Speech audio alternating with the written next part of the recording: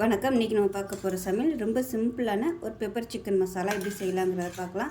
சப்பாத்தி, இட்லி, தோசை, சாதம் எல்லாத்துக்குமே சூப்பராக இருக்கும். வாங்க எப்படி செய்யலாங்கிறத பார்க்கலாம். இப்போ ஒரு குக்கர் எடுத்துக்கலாம். தேவையான அளவுக்கு கடலெண்ணெய் சேர்த்துக்கலாம். எண்ணெய் நல்லா சூடாயிருச்சு.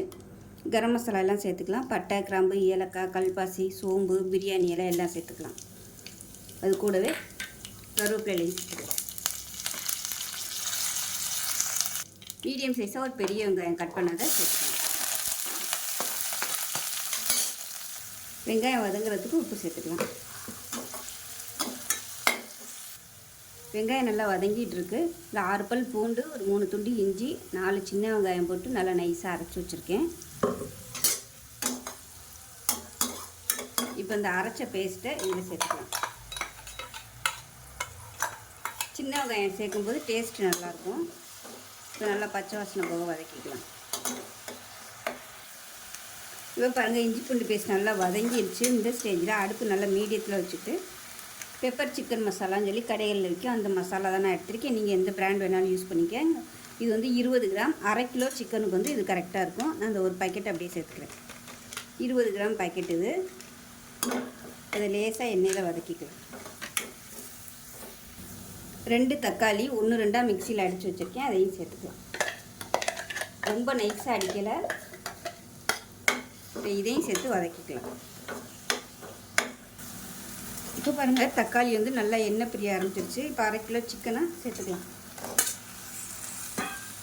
சேர்த்து நல்லா வதக்கிக்கலாம். உப்பு ஏற்கனவே போட்டிருக்கேன். இந்த மசாலாலேயும் உப்பு இருக்கும், அதனால் பார்த்து கவனமாக சேர்த்துக்கோங்க. இப்போ இதில் கொஞ்சமாக மஞ்சள்தூள் சேர்த்துக்கலாம்.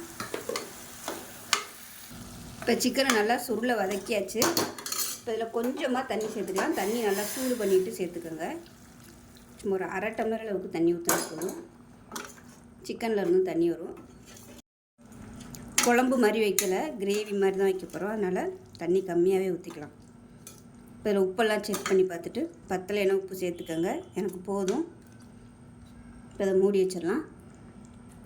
குக்கரை மூடி வச்சுட்டு நல்லா ஒரு 4 விசில் விட்டுட்டு ஸ்டீம் போனதுக்கப்புறம் பார்க்கலாம். இப்போ எப்படி இருக்குன்னு பார்க்கலாம். இப்போ பாருங்கள், கிரேவி சூப்பராக வந்துருச்சு. கரெக்டான அளவில் இருக்குது. வேணும்னா இன்னும் கொஞ்சம் நீங்கள் வற்ற விட்டுக்கலாம். நான் இதோட அமர்த்திக்கிறேன். ஏன்னா இந்த மாதிரி இருந்துச்சுன்னா சாதத்தில் போட்டு பரட்டி சாப்பிட்றதுக்கு நல்லாயிருக்கும்.